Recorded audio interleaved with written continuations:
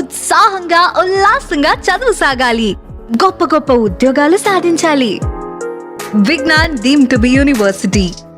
ఈ పార్టీ మారినటువంటి ఎమ్మెల్యేల పైన ఇప్పటికే సుప్రీంకోర్టు అయితే తీర్పునైతే వెలువరించింది. 3 నెలల వ్యవధిలోనే తెలంగాణ అసెంబ్లీ సభా అధ్యక్షుడు ఎవరైతే స్పీకర్ ఉన్నారో వారు దీనికి సంబంధించినటువంటి నిర్ణయం కూడా తీసుకోవాలని చెప్పేసి అయితే చెప్పినటువంటి పరిస్థితి కనిపిస్తుంది. ఒకవైపు కాంగ్రెస్ కూడా ఈ యొక్క తీర్పుని ఆహ్వానిస్తోంది, మరొక వైపు బీఆర్ఎస్ ఇది మా విజయం అంటూ చెప్తున్నటువంటి పరిస్థితి కనిపిస్తుంది. ప్రస్తుతం మనతో పాటు BRS whip Quthbullapur MLA Vivekananda Goud ఉన్నారు. ఆ వివేకానంద గారు, అసలు ఈ తీర్పుని మీరు ఎట్లా మీ విజయంగా భావిస్తారు?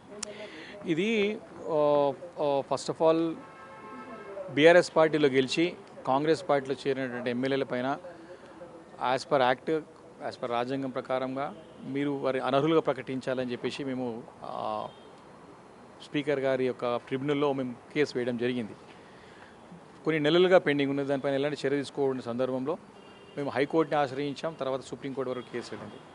ఈరోజు సుప్రీంకోర్టు చాలా స్పష్టంగా స్పీకర్ గారికి ఆదేశాలు ఇస్తూ, అంటే 18 నెలలైంది పెండింగ్లో ఉన్నటువంటి కేసుని 3 నెలల్లో మీరు ఇమీడియట్గా డిస్పోజ్ చేయాలి, డిస్క్వాలిఫికేషన్ పైన ఇమీడియట్ చర్య తీసుకోవాలి, యాక్ట్ ప్రకారం మీరు చర్య తీసుకోవాలని చెప్పి ఆదేశించడం, ఇది మా పార్టీ ఘన విజయం. మా లీగల్ సెల్ చేసినటువంటి ప్రయత్నం ఫలించింది ఈరోజు.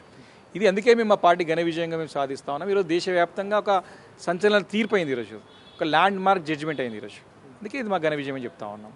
రైట్, ఇప్పుడు ఒకవేళ కనుక దీంట్లో మేము తీర్పును వెలువరిస్తే రాజ్యాంగాన్ని ఉల్లంఘించినట్టు అవుద్దని చెప్పేసి ఇప్పటికే సుప్రీంకోర్టు కూడా చెప్పింది. సో మరొక పక్క కాంగ్రెస్ కూడా దీనికి సానుకూలంగా భావిస్తున్నటువంటి పరిస్థితి కనిపిస్తూ ఉంది.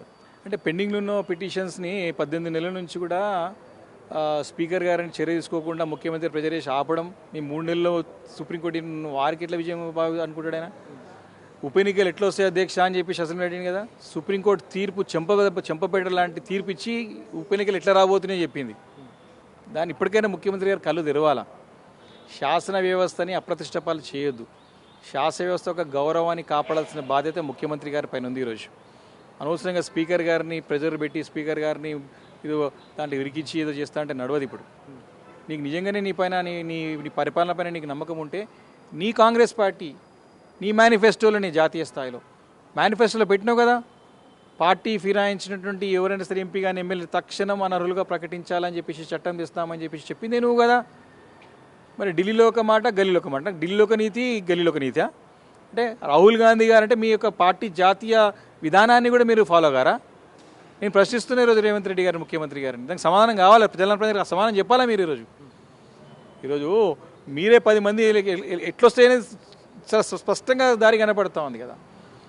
దీంట్లో లాస్ట్ పారాగ్రాఫ్లో కూడా జడ్జిమెంట్ క్లియర్గా ఉన్నది. ఎవరైతే ఎమ్మెల్యేని తాత్సారం చేసినా, పొడిగించే ప్రయత్నం చేసినా, పక్కదో పట్టించే ప్రయత్నం చేసినా తక్షణం అనర్హులుగా ప్రకటించడం చెప్పి తీర్పు ఉంది దాంట్లో.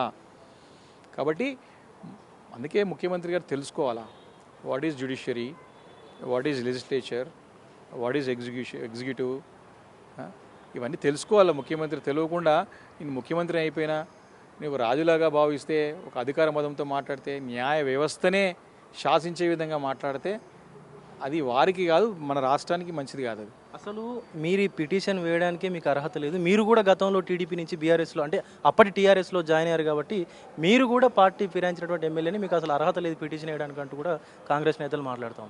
కోర్టు చెప్పేది ఉండే కదా. మరి అప్పుడు నేను అర్హునా కాదా అని చెప్పేసి కోర్టు షుడ్ టెల్, కొట్టేయాలి కదా. నేను పిటిషన్ వేస్తే వివేకానంద అర్హత లేదని కొట్టేయాలి కదా. ఇవన్నీ కాకమ్మ కథలు చెప్పడం మానుకోవాలా. ఆ రోజు రాజకీయ పరిస్థితులు వేరు. ఆ రోజు తెలుగుదేశం పార్టీ అనేది ఆంధ్రప్రదేశ్కే పరిమితమైన సందర్భంలో మేమందరం కలిసి ఆ రోజు పార్టీలో మర్జ్ అయినాము. మీరు ఆ రోజు నిజంగా ఛాలెంజ్ చేసి ఉంటే దమ్ము ధైర్యం ఉంటే ఆ రోజు చేతకాలే మీకు. మేము 10th షెడ్యూల్ ప్రకారం మర్జ్ అయినాం. మేము లీగల్ ప్రొసీజర్తో ఫాలో అయినాం. ఎక్కడ మేము తప్పు చేయలేదు. 2 సార్లు దాని తర్వాత భారీ మేయటి ప్రజలకు ఆశీర్వాదంతో తెలంగాణ రాష్ట్రంలో హైయెస్ట్ మేయర్తో గెలిచినాం. కాబట్టి నీకు ఇప్పుడున్నటువంటి పరిస్థితుల్లో సమానం చెప్పాల్సిన అవసరం ఉన్నది. ఇవన్నీ చెప్పే కాలయాపన చేయొద్దని చెప్పేసి సుప్రీంకోర్టు చెప్పింది. నీకు కాకమ్మ కథలు చెప్పుడు మానుకోవాలా, మీరు ఇమీడియట్గా దానికి చర్యలు తీసుకోవాలా. 3 నెలలు చేసుకోకపోతే ఎవరైనా తప్పుదోవ పట్టించి చెప్పినట్టుగానే తప్పుదోవ పట్టించే విధంగానో లేకపోతే కాలయాపన చేసేటువంటి ప్రయత్నం చేస్తే కనుక మీరు మళ్ళీ వెళ్ళి స్పీకర్ని కలిసేటువంటి ప్రయత్నం ఏమైనా చేస్తారు? మేము మళ్ళీ వెళ్ళే అవసరమే లేదు. మేము ఆల్రెడీ వెళ్ళి మేము ఇస్తాం. మా లీగల్ సెల్ మేము గో అండ్ రిప్రజెంట్ ఏమైతే సుప్రీంకోర్టు డైరెక్షన్ ఇచ్చింది. కోర్టు తీర్పు ఉల్లంఘించడం అవుతుంది కదా, కంటెంప్ట్ అవుతుంది కదా. అక్కడ వరకు తెచ్చుకోవద్దు మీరని చెప్తున్నాను నేను ముఖ్యమంత్రి రేవంత్ రెడ్డి గారికి. వచ్చి కోర్టు డిస్క్వాలిఫై చేసేంత వరకు తెచ్చుకోకండి అనవసరంగా శాసన వ్యవస్థ యొక్క గౌరవాన్ని మంట కలపకండి, అప్రతిష్ట పాలు చేయకండి. తక్షణం 10 మందితో నీకు నిజంగానే నీ పరిపాలనపై నీకు నమ్మకం ఉందంటున్నావు కదా, నువ్వు రోల్ మోడల్ అంటున్నావు కదా, ఎందుకు భయపడుతున్నావు మరి? 10 మంది ఎమ్మెల్యేలతో నువ్వు ఫినాన్స్ ఎమ్మెల్యే దేశం అంతా ఓపెన్ సీక్రెట్గా నువ్వే కాంగ్రెస్ కండ పంపించాలని స్వాగతించినావు కదా, ఫోటోలు వీడియోలు ఉన్నాయి కదా, ఇంకా బుకాయిస్తారా? ఇంత పచ్చబద్ధం ఉంటుందా? ఇంకా మా పార్టీలు చేరలేని చెప్తాడా? కాబట్టి ఇమీడియట్ రాజీనామా చేయించి ఎన్నికలకు వస్తే నీ గౌరవాన్ని కాపాడుకున్నావు అవుతామని చెప్పి సందర్భాన్ని తెలియదు. రైట్, ఇప్పుడు మీ పార్టీ వర్కింగ్ ప్రెసిడెంట్ కేటీఆర్ గారు కూడా తన ఎక్స్ ఖాతా వేదికగా కూడా స్పందించారు. దీనికి సంబంధించి ఉప ఎన్నిక కూడా రాబోతుంది, రెడీగా ఉండండి అంటూ కూడా చెప్పినటువంటి పరిస్థితి కనిపిస్తుంది. ఒకవేళ ఉప ఎన్నిక వస్తే గెలుస్తారా ఈ 10 నియోజకవర్గాల్లో? భారీ మేడతో బంపర్ మేడతో గెలుస్తాం, మేము డెఫినెట్గా గెలుస్తాం. అందుకే కదా భయపడి దీన్ని పోస్ట్పోన్ చేసే ప్రయత్నం చేస్తూ ఉన్నారు కదా. మంచి మేడతో గెలుస్తాం, 10 స్థానాలు. ఈరోజు ఈ ప్రభుత్వం ఘోరంగా విఫలమైంది. పరిపాలన ఈ రంగం చూస్తున్నాం కదా, మంత్రులు ముఖ్యమంత్రులు హెలికాప్టర్లు కొట్టాడతారు ఎవడైనా. ఈ షేరింగ్ ఆటోల కథ అయిపోయింది, ఈ హెలికాప్టర్ల కథ. వాళ్ళు వ్యక్తిగతంగా వారి ప్రయోజనాల కోసం పనిచేస్తారు తప్ప ప్రజల గురించి పనిచేస్తున్న సంగతి దాఖలాలు లేవు. కాబట్టి వారు ఇచ్చిన 100 రోజులు 6 గ్యారెంటీలు ఏమైనాయండి? రుణమాఫీ ఎంత అన్యాయం, ఎంత మోసం అండి రుణమాఫీ.